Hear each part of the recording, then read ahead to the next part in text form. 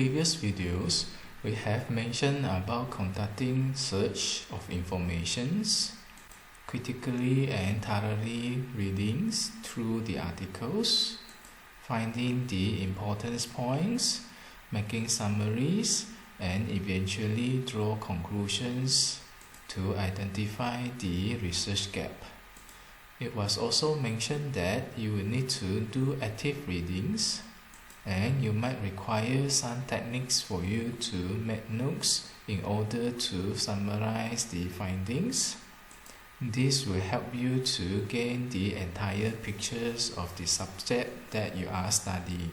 For you to conduct search of the literature, there are skills to help you to make it effective. You will require some skills for you to search for the relevant publications. There are some techniques for you to read through a lot of papers. You might need to seek for help in understanding the confusing parts. It also involves the organizing, critical thinking, and synthesizing. And you might also need to get through the relevant coursework to build up the required skill and intuitions. These are the areas that you can look into to help you to increase your capacity and improve the effectiveness of searching and getting the important informations out of the publications. Here is an example of the searching techniques which you can use. It is applicable in most of the search engines such as Google, Google Scholar, and most of the database. Instead of only typing the typical keywords for you to search for the publications, you can actually do more for that. You may also use the advanced search options for you to narrow down the search. Most of the searching engines have the advanced search functions, and then based on the options available, you may use it to filter which is irrelevant. For example, if you are looking for the papers in the mode of PDF, you can click the options for PDF only. You may also play around with the keywords. Whether you want the keywords to be in the mode of AND, that means the first keyword and second keywords will have to both appear together, or you want either of the keywords to be appeared, or you want the entire phrase to be together, and so on so forth. This shall help you to make a more effective search, narrowing down the scope, filters those which are not necessary, so that you are more focused in your search. You may use the operator for the similar purposes, such as you type in AND, or you make it in the bracket, or you specify the file types, site, and etc. Here is an example how you use the operators when you use the search engine. You can use the bracket to group them together, and you can specify all here to have either one of the keywords here being searched, and you might want to search it in a proper phrase, or you want to limit the searching site, or you have a specified types of files that you want it to be. As most of the research articles exist in the form of PDF, I guess specifying the file types in the mode of PDF will be quite useful for you to filter most of the non-academic articles. Sometimes there are some technical jargons or standard terminology within some specific fields of study which normally appear in the form of the phrase. Then you can put the bracket in front and behind of the phrase. Then your search will be specifically looking into the relevant phrase. Or sometimes it may come to certain situations where a certain keywords is always accompanied with another keywords. And sometimes this kind of keywords is being referred as another different items in another field. In order to distinguish between the relevant field, you can combine the use of the keywords. By using these functions of Eng, you can filter the irrelevant field of study even though they are using the similar keywords. Or you could use another function not to include certain keywords in the search. This can also help you to filter the irrelevant field of study. Then your search will be more focused to which is relevant to you. So these are some techniques for you to make an effective search of the relevant publications. Other than that, there are also skills and techniques for you to read a lot of papers, seeking helps in understanding the confusing parts, organizing critical thinking and synthesizing the information that you have acquired from the review. The main idea here is to stay focused on the purpose of the literature survey. There must be a purpose of everything. You need to have the purpose ahead of everything when you do the reading, when you seek for answers, and when you do organizing, synthesizing, and critical thinking. This is quite of the important part here, especially at the stage of the literature review. Based on my personal experience, most of the students that I encounter in their literature review, there is no specific purpose. Their literature review are typically just meant to summarize the informations, giving an impression as if they have read a lot of papers, and then with their best effort trying to put them together. But when I want to read through their literature review, I find the information quite messy, not properly organized, and can't get the points or the rationales behind all those reviews.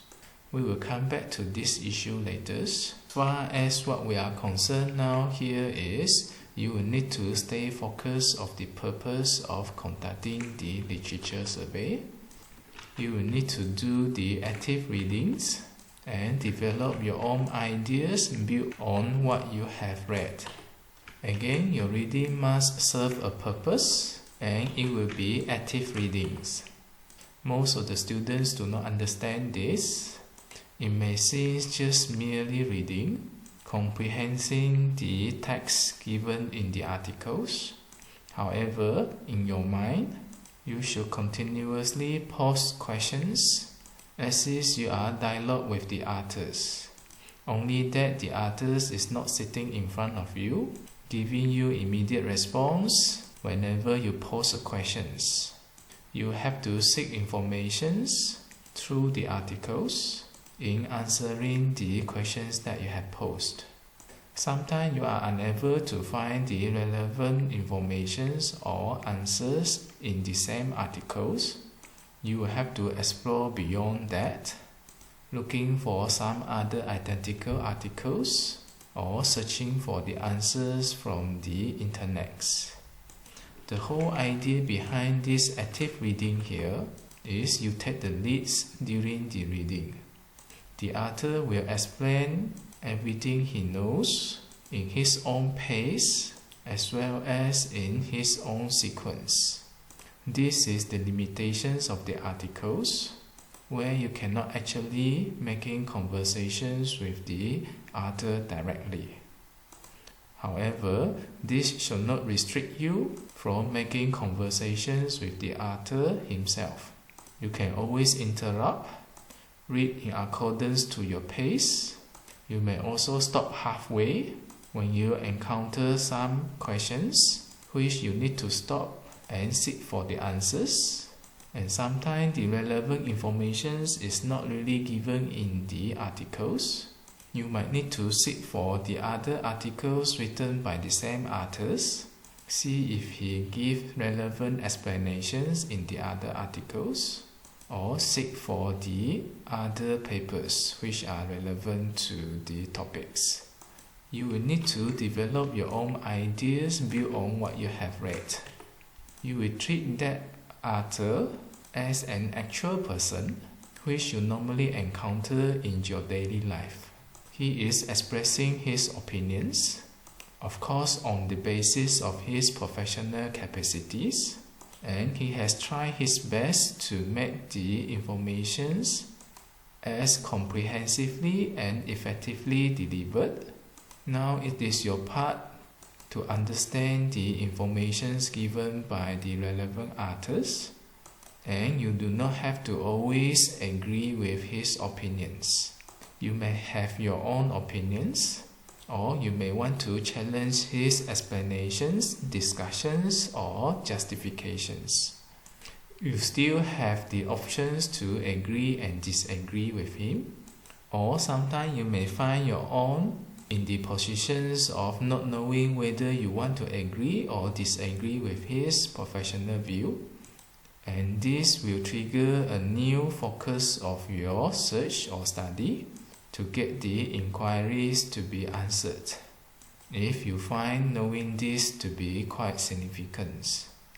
What you see here, active reading here can be quite interesting, as your participations during the readings is relatively high than just merely readings. It is as if there is an imaginary person sitting in front of you, explaining his things to you in his own pace and flow, and you can continuously dialogue with him, and throughout this process you gain better understanding of the fundamentals required for the relevant topics. If you do not have the habit of active reading, maybe you can start with writing the questions or making notes on the relevant articles, like what I did when I first started with the active reading. My personal experience is, before I am having these active readings, I find readings to be quite dull and uninteresting. After that, I decided to engage myself to more actively participate in the readings, posting questions every here and there while reading the articles, making sketches, or reorganizing the points and informations in the graphical manners, such as the flowcharts, or highlighting the main points. And once a while I challenge the professional point of view given by the authors. And then you will see, after you have done reading the articles, you have the papers all scattered around with the sketches, and the papers is full of your writings and it looks messy. To me this is good, because the messier the papers after I have read, that means the higher level of my participations, and then I learn more from the articles.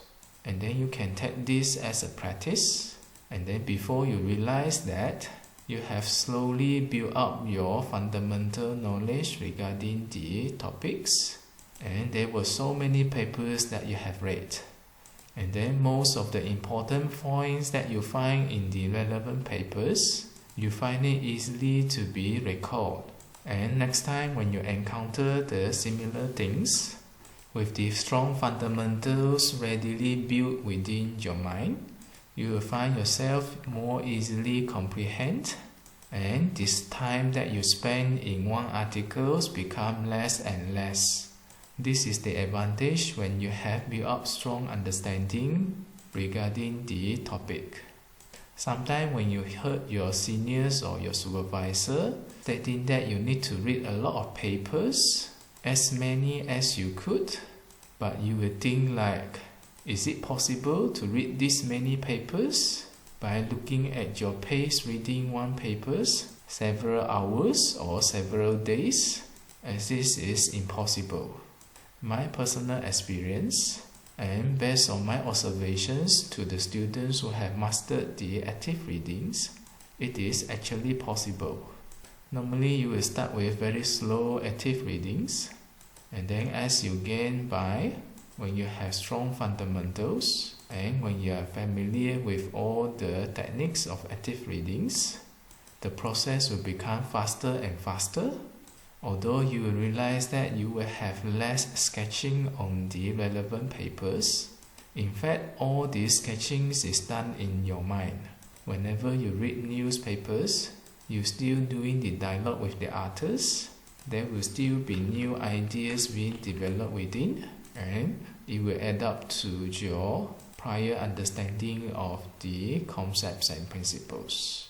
One more thing that is, you will need to do the continuous literature search throughout the research. We have slightly mentioned about this in the previous videos. You know that there will always be new literature coming out every year, and your research project typically 2, 3.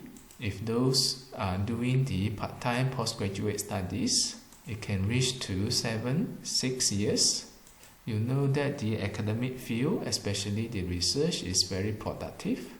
There will be so many new literature being published every day. You will need to make sure yourself to keep update with the latest development. There is another reason that you need to continuously doing the literature review throughout your research, because your understandings on the topics is actually growing day by day. You will find yourself during the research reading the same papers over and over again at different stages of your research. And every time when you read those papers, you might gain new insights. The first time you read those informations, it will be merely on the understanding of the relevant concepts and theories. Then as you go along throughout your research, especially when you come to the stage that you have result to analyze and you are about to do some discussions, now you have to find some justifications and reason behind certain findings and observations. You might need to go back to the same papers again, start reading in details on the relevant concepts and theories, observe their changes and evolutions, and even the interrelationships. Read the explanations given by the authors to his opinions why this happened. Then you will need to reinterpret those explanations, whether it is logical, justifiable. Are you going to agree with that?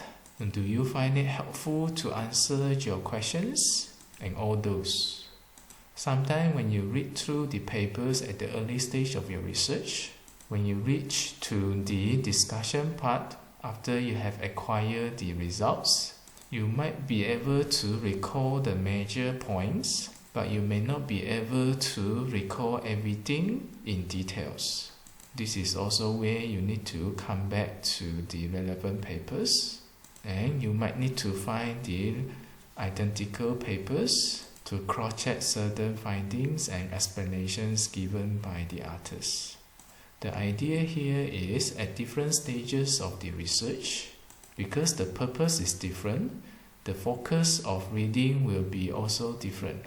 The initial stage, you spend more effort in identifying the research gap, as well as the understanding and identifying the relevant theories and concepts.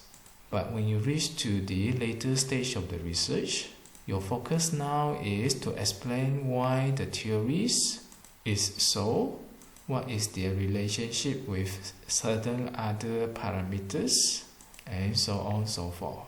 And this brings to the third point why you need to do the continuous literature search throughout the research, because you need to find the new connections and the related or evolving problems which may need more search. What you see here is this is a continuous learning process as long as you are within the research. Like what I always told my students, doing the postgraduate studies is not just merely pursuing the knowledge. As you know that the knowledge are actually the outcome of your research. And the major part of the research is the continuous learning, techniques of reading, critical thinkings, and all these need to build within, and it requires continuous practice and improvement throughout your research. With that, to my personal point of view, after you have done the research, the most valuable part is not the knowledge that you have acquired from the research. In fact, it is the learning skill, the reading skill, and the critical thinking which make you are more valuable. A person who have qualified to pass for the postgraduate study is not because of the knowledge and the information presented, at least in my point of view as an examiner. In fact, it is an demonstration that you have acquired the relevant techniques of readings, learning, and higher levels of thinking orders. And how do you demonstrate that? You demonstrate that by writing the thesis, presenting the informations and the knowledge that you have acquired from the research. And that is the main reasons that most of the students they thought they are qualified for the postgraduate study are merely based on the knowledge presented by the thesis. What is reflected by the informations and the knowledge in the thesis, that is the focus of the assessments of the postgraduate study, at least to my personal point of view.